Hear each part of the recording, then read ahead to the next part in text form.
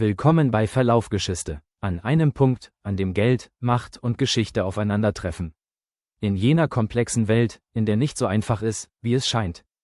Stellt euch vor, ihr wacht jeden Morgen um 6 Uhr auf, legt eine Stunde Arbeitsweg zurück, arbeitet danach 8 Stunden mit voller Kraft und am Ende des Monats bleibt euch fast nichts übrig. Klingt absurd, oder? Doch genau das ist die Realität für Millionen von Menschen in Deutschland. Heute schauen wir uns genauer an, wie es das reichste Land Europas schafft, arbeitende Menschen in Armut zu halten. Bleibt also unbedingt dran, denn was ich heute mit euch teilen werde, wird euch wirklich die Augen öffnen. Lasst uns anfangen, aber vorher habe ich noch eine kurze Frage an euch. Kennt ihr dieses Gefühl, wenn am Ende des Monats das Geld weg ist, der Monat aber irgendwie noch nicht vorbei? Deutschland, im Jahr 2026. Die viertgrößte Volkswirtschaft der Welt, eine enorme Wirtschaftsleistung, Exportzahlen auf Weltniveau. Doch dann schaut euch das an. Eine Krankenschwester, die nach ihrer Schicht nicht weiß, wie sie ihre Stromrechnung bezahlen soll.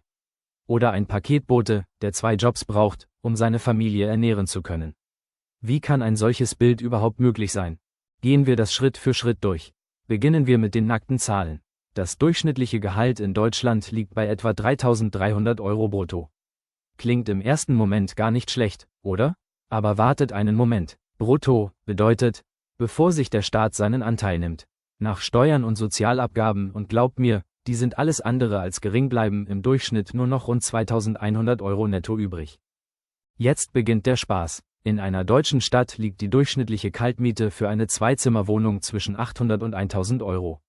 München oder Hamburg, vergesst es, dort müsst ihr locker 1.500 € und mehr einplanen. Was bedeutet das? Allein für ein Dach über dem Kopf verschwindet die Hälfte eures Einkommens. Die Hälfte, und wir haben noch nicht einmal über Essen, Strom, Versicherungen oder, Gott bewahre, ein Auto gesprochen. Aber wartet, es wird noch interessanter, oder besser gesagt, noch schwieriger. Schauen wir uns außerdem die Inflation an.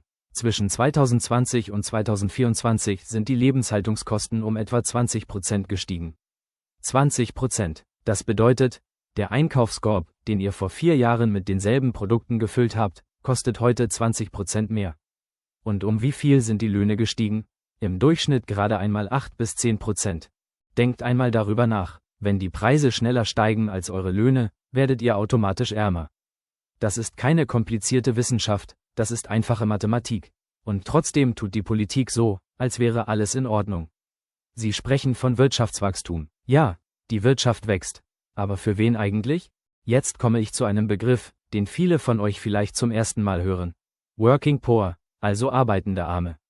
Damit sind Menschen gemeint, die in Vollzeit arbeiten und trotzdem unter oder nur knapp über der Armutsgrenze leben. Und wisst ihr, wie viele das in Deutschland betrifft? Laut aktuellen Studien ist es jeder 8. Erwerbstätige. Das entspricht rund 5 Millionen Menschen. 5 Millionen Menschen, die jeden Morgen aufstehen, zur Arbeit gehen, Steuern zahlen und es trotzdem kaum schaffen, über den Monat zu kommen. Wie kann so etwas in einem Land möglich sein, das sich selbst als soziale Marktwirtschaft bezeichnet? Wo ist in diesem System der soziale Teil? Ein großes Problem sind die sogenannten Minijobs und die Teilzeitarbeit. Ja, flexible Arbeit klingt erst einmal gut. Doch die Realität sieht ganz anders aus. Viele Arbeitgeber stellen lieber 3 Minijobber ein als einen Vollzeitmitarbeiter. Der Grund ist simpel: Kostenersparnis.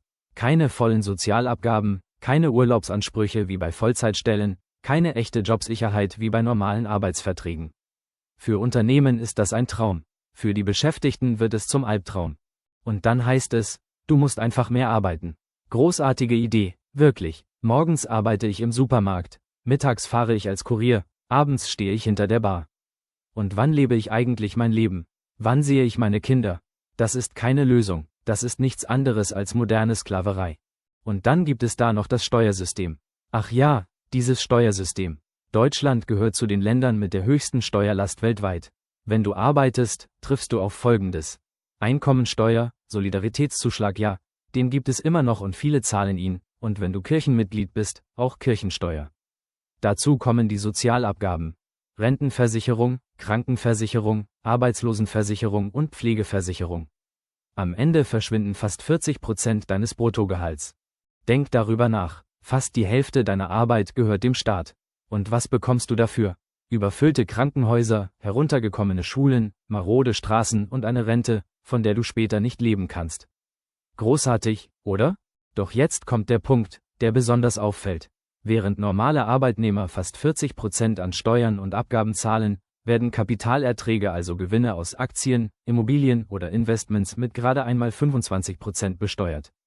25%. Mit anderen Worten, wer Geld für sich arbeiten lässt, wird belohnt. Wer von seiner eigenen Arbeit lebt, wird faktisch bestraft. Das System ist so aufgebaut, dass Reiche immer reicher werden, während die arbeitende Mittelschicht zunehmend an Kraft verliert. Und dann wundern sich Politiker, warum die Menschen wütend sind. Schwer zu verstehen, wirklich. Kommen wir zum nächsten Thema, der Wohnungskrise. Vielleicht das sichtbarste Problem von allen. In den großen Städten Deutschlands sind die Mieten in den letzten 10 Jahren im Durchschnitt um 50% gestiegen. Ja, 50%. In manchen Vierteln sogar noch mehr. Gleichzeitig ist der Bau von bezahlbarem Wohnraum nahezu zum Stillstand gekommen. Warum? Weil es für Investoren deutlich profitabler ist, Luxuswohnungen zu bauen. Diese Wohnungen stehen oft leer, weil sie sich kaum jemand leisten kann. Aber darum geht es gar nicht. Es geht um Wertsteigerung. Und was bedeutet das für ganz normale Familien? Entweder du gibst die Hälfte deines Einkommens für eine winzige Wohnung aus, oder du ziehst in ländliche Gegenden, wo es kaum Arbeit gibt. Was für eine Wahl. Auch die Energiekrise ist ein zentrales Problem. Seit 2022 sind die Strompreise massiv gestiegen. In manchen Haushalten haben sich die Rechnungen verdoppelt. Und das ist nur der Strom. Von den Gaspreisen spreche ich noch gar nicht.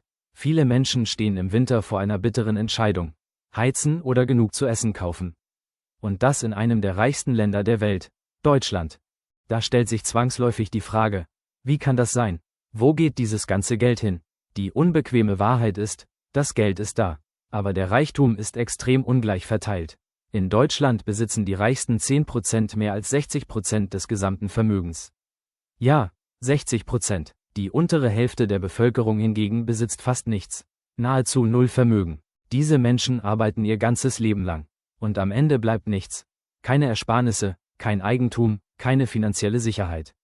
Und als wäre das nicht genug, kommt die Inflation hinzu und frisst selbst die letzten kleinen Rücklagen auf. Kommen wir zur Rente. Das System steht praktisch kurz vor dem Kollaps. Die durchschnittliche Rente in Deutschland liegt bei etwa 1.200 € im Monat. Auf den ersten Blick klingt das vielleicht gar nicht so schlecht. Aber der Eindruck täuscht. Erstens, nach 40 Jahren Arbeit müsste deutlich mehr übrig bleiben. Zweitens, viele Menschen liegen weit unter diesem Durchschnitt. Besonders Frauen, Teilzeitbeschäftigte und Niedriglohnbeschäftigte landen oft bei Renten von 600 bis 700 € im Monat. Versuchen Sie einmal, davon zu leben. Und die junge Generation? Für sie sieht die Zukunft noch düsterer aus. Das Rentensystem funktioniert nur, wenn genug junge Menschen Beiträge zahlen. Doch durch sinkende Geburtenraten und eine alternde Gesellschaft wird das System zunehmend belastet. Weniger Beitragszahler, mehr Rentner, das ist mathematisch nicht dauerhaft tragfähig. Ihre Generation wird mit hoher Wahrscheinlichkeit bis 70 Jahre arbeiten müssen. Und am Ende? Wieder einfache Jobs, nur um über die Runden zu kommen. Vielleicht fragen Sie sich gerade, warum ändert sich nichts? Eine berechtigte Frage. Die Politik redet seit Jahren über diese Probleme. Wir müssen handeln. Das ist eine große Herausforderung. Wir nehmen das sehr ernst. Alles schön und gut. Aber danach passiert nichts. Warum? Weil diejenigen, die die Gesetze machen, die Folgen dieser Probleme nicht selbst spüren. Politiker verdienen gut, haben sichere Jobs und komfortable Rentenansprüche. Sie kennen keine Mieterhöhungen, die das Monatsbudget sprengen. Sie müssen sich nicht entscheiden, ob sie zum Arzt gehen oder genug Geld fürs Essen haben. Kurz gesagt, sie leben in einer völlig anderen Welt. Und dann gibt es noch den Einfluss der Lobbyisten. Großkonzerne und wohlhabende Investoren haben direkten Zugang zur Politik. Sie entscheiden mit, welche Gesetze verabschiedet werden und welche nicht. Deshalb werden Steuerflucht nicht konsequent bekämpft. Deshalb gibt es keine echten Mietobergrenzen. Deshalb werden Arbeitnehmerrechte immer weiter ausgehöhlt. Die Politik funktioniert nicht für die Mehrheit der Menschen, sondern für diejenigen mit Geld und Einfluss. Eine bittere Wahrheit, aber leider die Realität.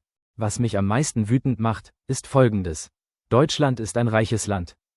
Die Wirtschaft läuft, Unternehmen melden Rekordgewinne, die Exporte erreichen neue Höchststände. Aber dieser Wohlstand kommt bei den Menschen nicht an. In den letzten Jahren ist die Produktivität massiv gestiegen. Arbeiter leisten mehr, arbeiten effizienter und steigern ihre Performance. Doch wenn man auf die Löhne schaut, hat sich kaum etwas verändert. Sie treten auf der Stelle. Was bedeutet das konkret? Unternehmen verdienen mehr, Manager kassieren Millionen Boni, während der normale Arbeitnehmer froh sein kann, wenn er 2% Lohnerhöhung im Jahr bekommt. Das ist nichts anderes als offener Diebstahl. Auch die Auswirkungen der Digitalisierung dürfen wir nicht ignorieren. Immer mehr Arbeit wird automatisiert. Das muss an sich nichts Schlechtes sein. Doch die entscheidende Frage lautet, wer profitiert davon? Unternehmen senken ihre Personalkosten und steigern ihre Gewinne, während Arbeitnehmer entweder ihren Job verlieren oder für weniger Geld mehr arbeiten müssen. Die Gewinne der Automatisierung könnten allen zugutekommen, zum Beispiel durch kürzere Arbeitszeiten bei gleichem Lohn. Doch genau das passiert nicht. Stattdessen werden Menschen aus dem System gedrängt, während Aktionäre ihre Profite weiter erhöhen. Die Wahrheit ist, dieses System ist nicht kaputt. Es funktioniert genauso, wie es geplant wurde. Der Reichtum fließt systematisch von unten nach oben, von den Armen zu den Reichen. Die Mittelschicht gerät immer stärker unter Druck. Die einst starke und stolze deutsche Mittelschicht schrumpft und zerbröckelt. Immer mehr Menschen steigen die soziale Leiter hinab, nicht aus Faulheit oder mangelndem Einsatz, sondern weil das System gegen sie arbeitet.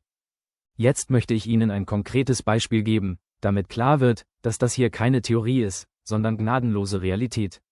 Nehmen wir Sandra. Sandra arbeitet als Krankenschwester in einer Klinik in Köln. Sie arbeitet Vollzeit im Schichtdienst, inklusive Nächte und Wochenenden. Ihr Nettoverdienst beträgt 2.400 Euro. Klingt solide, oder? Für eine Zweizimmerwohnung zahlt sie 950 Euro Warmmiete. Ein Auto ist notwendig, weil sie oft zu ungünstigen Zeiten zur Arbeit muss. Für Benzin und Versicherung gehen 200 Euro im Monat drauf. Zusatzbeiträge zur Krankenversicherung, Strom, Internet und Handy kosten weitere 300 Euro. Für Essen und Haushalt gibt sie, selbst bei größter Sparsamkeit, mindestens 400 Euro aus. Rechnen wir zusammen, 1.850 Euro Fixkosten. Übrig bleiben 550 Euro. Das klingt nach Luft zum Atmen, ist es aber nicht.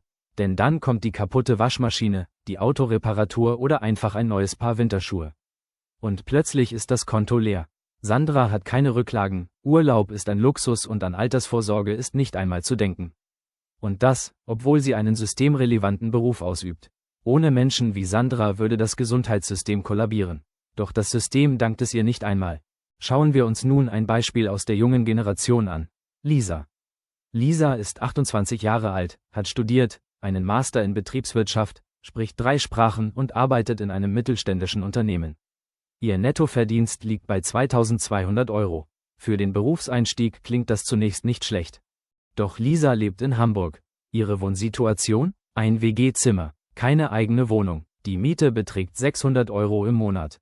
Dazu kommen Versicherungen, Essen, Handy und das Monatsticket für den Nahverkehr. Am Ende bleiben vielleicht 500 Euro übrig. Eine eigene Wohnung? Unbezahlbar. Eine Immobilie kaufen? Völlig unrealistisch. Bei den Preisen in Hamburg würde es Jahrzehnte dauern, selbst für eine kleine Wohnung das nötige Eigenkapital anzusparen. Und selbst wenn sie es schaffen würde, würde sie anschließend unter den Kreditraten erdrückt werden. Lisa steht stellvertretend für eine ganze Generation, die diese Realität erkannt hat. Wir werden niemals so gut leben wie unsere Eltern. Sie konnten Anfang 30 ein Haus kaufen, eine Familie gründen und in den Urlaub fahren.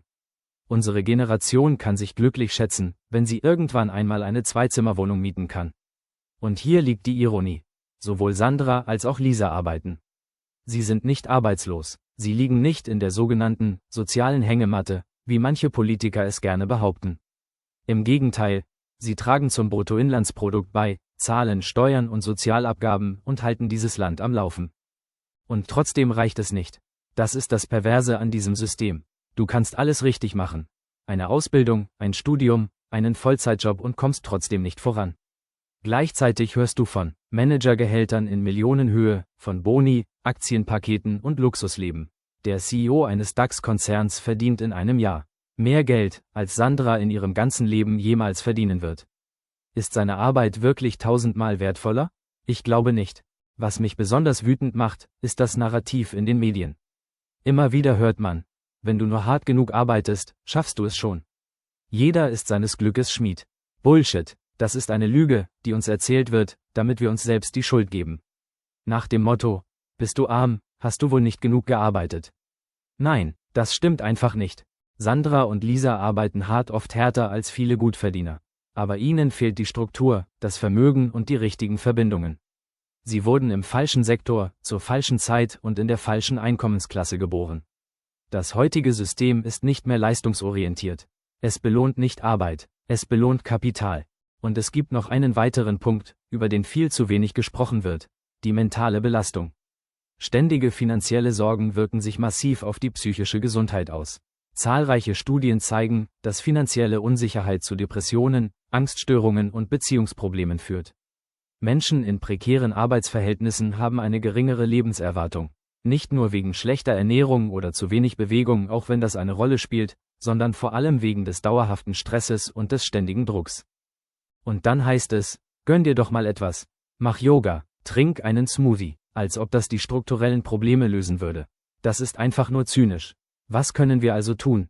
Erstens, Bewusstsein schaffen. Redet darüber, schreibt darüber, teilt solche Videos. Die Menschen müssen verstehen, dass es nicht ihre Schuld ist. Der Schuldige ist das System. Zweitens, politisch aktiv werden. Geht wählen, aber wählt bewusst. Schaut genau hin, wer welche Interessen vertritt. Welche Partei wirklich etwas ändern will und welche nur redet. Drittens, Solidarität zeigen. Unterstützt Gewerkschaften, geht auf Demonstrationen, steht zusammen. Denn nur gemeinsam können wir Druck aufbauen. Und an die Politik: Hört auf, uns für dumm zu verkaufen. Wir sehen, was passiert. Wir wissen, dass die Kluft zwischen Arm und Reich immer größer wird. Wir sehen, wie Konzerne Milliarden verdienen, während normale Menschen nicht wissen, wie sie die nächste Rechnung bezahlen sollen. Das ist nicht nachhaltig. Das führt zu sozialen Spannungen, zur Radikalisierung und zu einem Vertrauensverlust in die Demokratie. Wollt ihr das wirklich? Zum Abschluss noch ein Gedanke. Deutschland könnte ein Paradies sein. Wir haben alles. Eine gute Infrastruktur, zumindest teilweise, hochqualifizierte Arbeitskräfte, eine starke Wirtschaft und soziale Sicherungssysteme. Aber wir nutzen dieses Potenzial nicht richtig. Wir lassen zu, dass wenige auf Kosten vieler profitieren. Das muss sich ändern. Und es wird sich nur ändern, wenn wir gemeinsam sagen: bis hierhin und nicht weiter. Wenn dir das eine neue Perspektive eröffnet hat, abonniere den Kanal. Die Geschichte enthält Antworten auf deine Fragen, und ich werde dir zeigen, wo du sie finden kannst.